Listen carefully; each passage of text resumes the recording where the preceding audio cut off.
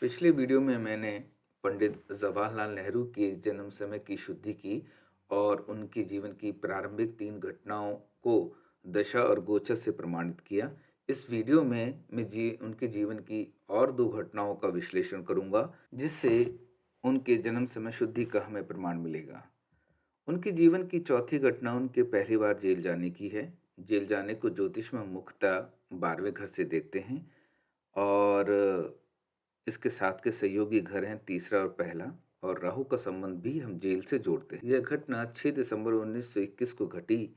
उनका जेल जाने का कारण वेल्स के राजकुमार का भारत आने को लेकर बहिष्कार था।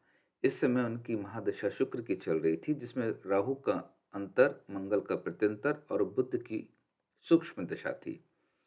शुक्र जो कि तीसरे घर में बैठे हैं, यानी चौथे घर का 12वें घर में बैठे हैं, वह घर से अलग होना दर्शाता है। राहु और जेल जाना एक दूसरे के पूरक हैं। कुंडली में राहु बुध की राशि में बैठे हैं, जो कि तीसरे घर का राशि स्वामी है। गोचर में भी राहु बुध की कन्या राशि के 22 डिग्री 16 इंच पर बैठे हैं, जो कि जन्म कुंडली के तीसरे घर का भाव मध्य की डिग्री के आसपास है। तीसरे घर का भाव मध्य कन्या राशि के 25 डिग्री पे उदयमान है। राहु बुध की राशि में जन्म कुंडली में भी हैं और गोचर में भी हैं। मिथुन जो कि बुध की राशि है, वह 12वें भाव में है, अतः राहु का संबंध 12वें भाव से सिद्ध होता। मंगल जन्म कुंडली में बुध की कन्या राशि में है, गोचर में भी बुध की कन्या राशि के 25 डिग्री पे था। गुरु जो कि सूक्ष्म दशा का स्वामी था, वह 12वें घर से क्लोज कनेक्शन में है। 12वां भाव पुनर्वसु नक्षत्र में है, जिसका स्वामी गुरु है। गोचर के समय भी गुरु बुध की राशि कन्या यानी जन्म कुंडली के तीसरे घर की राशि में भाव मध्य की डिग्री के आसपास है, यानी कन्या के 21 डिग्री पे थे। गोचर में गुरु जन्म चंद्र से चौथे भाव में थे। इस योग का काम बलपूर्वक घर छुड़वाना होता है। ऐसे में जातक का मन कई प्रकार के विषयों में उलझा रहता है। इसके अलावा शंभु होरा प्रकाश में एक बंधन योग मिलता है, उसकी भी जांच करते हैं। इस बंधन का योग सूत्र है कि कर्क राशि या सिंह राशि का लगन हो और उसमें पाप ग्रह है, तो यह योग होता है। कर्क के लगन में शनि विराजमान है। गोच चंद्र के कन्या राशि के 14 डिग्री पर थे और चंद्र के नक्षत्र हस्त से गुजर रहे थे। कुंडली में शनि की चौथे, 8वें और 11वें घर पर दृष्टि है। जन्म चंद्र से गोचर शनि का चौथा होना शासन से बुरे परिणाम दिलवाता है। इस योग से भी घर को ना चाहते हुए घर छोड़ना ही पड़ता है। अब उनके जन्म समय शुद्धि को परखने के लिए उनके जीवन की 5वीं घटना, जो कि उनके जीवन की सबसे बड़ी घटना है, उसका विश्लेषण करते हैं। विश्लेषण के अलावा आज के इस वीडियो में मैं पंडित जवाहरलाल नेहरू के पहले प्रधानमंत्री बनने के पीछे किन ग्रहों का योगदान था और कौन-कौन से राजयोग थे, उस पर भी चर्चा करूंगा। 15 अगस्त 1947 को पंडित नेहरू चंद्र की महादशा में, सूर्य के अंतर्दशा में, गुरु के प्रत्यंतर दशा में, राहु की सूक्ष्म दशा में और गुरु की प्राण दशा से गुजर रहे थे। दशम भाव राष्ट्र पक्ष का कारक होता है। दशम भाव मंगल सूर्य और चंद्र के प्रभाव में है। मंगल चंद्र के नक्षत्र हस्त में थे, इसलिए चंद्र की महादशा में इन्हें प्रधानमंत्री बनने का अवसर प्राप्त हुआ। सूर्य के नक्षत्र कृतिका में दशम भाव था। सूर्य नैसर्गिक रूप से राजसत्ता और राजपक्ष का कारक होता है और सूर्य की दृष्टि 11वें भाव पे पूर्ण है। शुक्र के नक्षत्र में गुरु हैं और शुक्र इच्छा पूर्ति यानी 11वें भाव का राशि स्वामी है। गुरु की दृष्टि 11वें भाव पर है, अतः गुरु का सीधा संबंध 11वें भाव से बनता है। राहु 11वें भाव में ही बैठे हुए हैं। इस तरह से दशा महादशा से लेकर प्राण दशा तक सभी प्रकार से 10 और 11वें भाव के विषयों से जुड़ी हुई। आप सभी को मालूम है कि गोचर का चंद्रमा जब जन्म कुंडली के चंद्र की स्थिति से पहले, तीसरे, छठे, सातवें, 8वें और 11वें भाव से गुजरता है, तो जातक सभी प्रकार के सुखों का अनुभव करता है, अच्छी सवारी का आनंद लेता है, तरक्की और राजयोग भी पाता है। इस दिन को भी चंद्रमा अपनी राशि कर्क में थे और जन्म के समय भी चंद्रमा कर्क का ही था, तो ये घटना घटित हुई। लेकिन केवल चंद्र का गोचर में होना उन्हें प्रधानमंत्री बनाने के लिए काफी नहीं होता है। अन्य ग्रह भी इन्हें प्रधानमंत्री बनाने के लिए एक तरफ से जुट गए थे, ऐसा गोचर की कुंडली को देख के लगता है। चंद्र के अलावा बुध, गुरु, मंगल, शुक्र और राहु का भी योगदान उन्हें प्रधानमंत्री बनाने के लिए कम नहीं था। मंगल जन्म कुंडली में हस्त नक्षत्र में है। अब मैं आपको हस्त नक्षत्र की विशेषताओं के विषय में बताऊंगा। दशम भाव की राशि मेष है, जो कि मंगल की राशि है। ज्योतिष में हस्त नक्षत्र को हम क्लेंस्ड फिस्ट यानी प्रतिशोध में अपनी भावना को बंद मुट्ठी से जाहिर करना होता है। यह प्रतीक हस्त नक्षत्र में देखने को मिलता है। सामान्य अर्थों में यह प्रतीक उत्पीड़न के खिलाफ लोकप्रिय लोकतांत्रिक संघर्ष से जुड़ा होता है। तो कुछ इस प्रकार का वातावरण दशम भाव में हमें देखने को मिलता है, क्योंकि मंगल हस्त नक्षत्र में है और मंगल का दशम भाव पर प्रभाव होने के कारण वह आधिकारिक रूप से स्वतंत्र भारत के प्रधानमंत्री उनको बनाता है। अंग्रेजों की दासता के खिलाफ लोकतांत्रिक रूप से प्रतिशोध से जन्मी और राजनेता के रूप में प्रतिष्ठित होना, यह सब हस्त नक्षत्र का ही कमाल है। इस नक्षत्र के नकारात्मक रूप को देखें तो यह व्यक्ति को चालाकी से अपना काम निकलवाने में माहिर कर देता है और व्यक्ति मैनिपुलेशन करता है, जो कि जवाहर जी के केस में मुझे दिखाई देता है। ऐसे में व्यक्ति महत्वाकांक्षी होकर लालची हो जाता है कि यह सब मुझे चाहिए।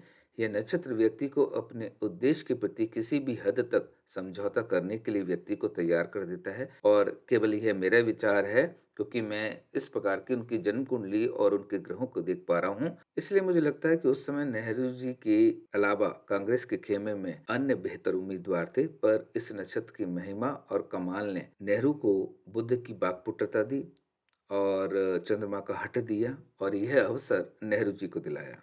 15 अगस्त 1947 को मंगल गोचर में बुध की ही राशि मिथुन में 7 डिग्री पे थे, जो कि एक बार फिर से बुध से प्रभावित हुए।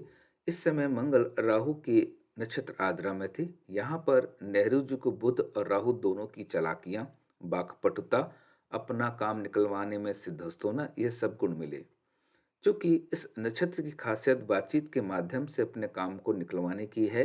हालांकि मंगल नेहरू जी के लिए इस समय से पहले भी काम कर रहे थे, जब वो मृगशिरा नक्षत्र में शुक्र मंगल और बुध मंगल के प्रभाव में थे। मृगशिरा नक्षत्र जातक को अपने उद्देश्य के प्रति काफी जागरूक कर देता है और ये सभी नक्षत्रों में पहला नक्षत्र है जहां पर किसी कार्य के परिणाम का अच्छा और बुरा दोनों के विषय में सोचा जाता है और इस तरह से सोचे समझे गए विचार को ठोस रूप में ग्रहण किया जाता है और फिर इस उद्देश्य के प्रति कार्य किया जाता है।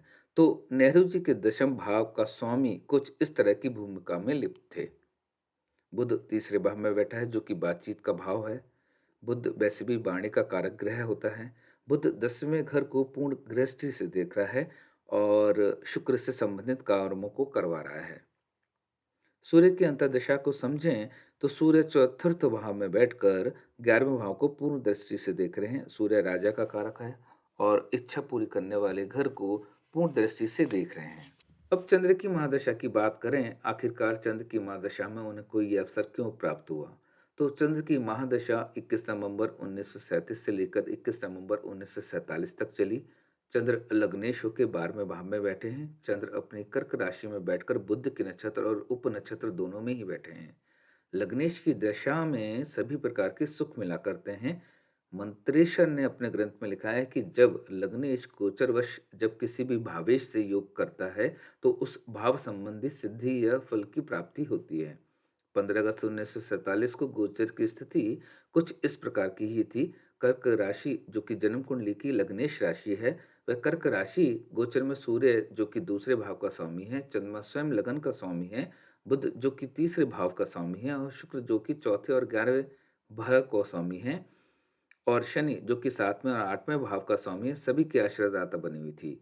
तो मंत्रेश्वर के फल कथन के अनुसार इस समय उन्हें पहला, दूसरा, तीसरा, चौथा, 5वां, 7वां, 8वां और 11वें और 12वें भाव, इन सभी भाव की सिद्धि का फल मिला। मंत्रेश्वर के भावेश सिद्धि के एक नियम के अनुसार जब भाव कारक गोचर वश उस स्थान या घर में आ जाए जहां जन्म कुंडली का लग्नेश या चंद्र बैठा हो तो भाव सिद्धि होगी। मंगल 5वें और 10वें घर का स्वामी है। 5वां घर पूर्व जन्म की पूर्ण कर्मों का घर है और 10वां घर राजनीति, शासन, प्रशासन से संबंधित कार्यों का घर है। मंगल 15 अगस्त को मिथुन की राशि में थे, यानी जन्म कुंडली के चंद्रमा वाले घर में। तो यह भी गोचरवश एक राजयोग बना। इसके अतिरिक्त जन्म कुंडली में तीसरे घर में बुध और शुक्र के योग से वे अच्छे वक्ता बने, लोगों को अपनी वाणी से प्रभावित करने में चतुर हुए और चुनी हुई संस्था के प्रमुख बनने का उन्हें सौभाग्य प्राप्त हुआ। जब वह प्रधानमंत्री पद की शपथ ले रहे थे तो उस समय कन्या लगन था और सूर्य, शुक्र, शनि, बुध, चंद्र सभी के सभी 11वें भाव में थे। मंगल दशम भाव में था, गुरु दूसरे भाव में थे और राहु नवम भाव में थे। कितने अद्भुत रूप से हर ग्रह उस भाव में बैठा है जो कि उन्हें प्रधानमंत्री बनाने के लिए काफ़ी था। इसलिए निश्चित रूप से ग्रहों की इन दशा और भाव ने उन्हें प्रधानमंत्री बनाया। तो इस तरह से हम किसी भी जन्म समय शुद्धि को देख सकते हैं, जो कि महादशा से लेकर और सूक्ष्म दशा यानी प्राण दशा तक अपने फल को दिखाती है। तो मैं आशा करता हूँ कि आप सभी मेरे द्वारा किए गए इस रिसर्च से आप लोग संतुष्ट होंगे और आप लोगों को भी ये पता होगा कि जो मैंने आपको साक्ष्य दिए हैं, वो पूर्ण रूप से जन्म समय शुद्धि को पुष्ट करते हैं। मैं अपने सभी दर्शकों और श्रोताओं से ये कहना चाहूँगा कि आप किस व्यक्तित्व या सेलिब्रिटीज़ का जन्म समय शुद्धिकरण चाहते हैं, वह मुझे कमेंट बॉक्स में लिखें। मैं उस पर कार्य करूँगा और फिर एक अगला वीडियो बनाकर आप लोगों के सामने उसको प्रस्तुत करूँगा। धन्यवाद।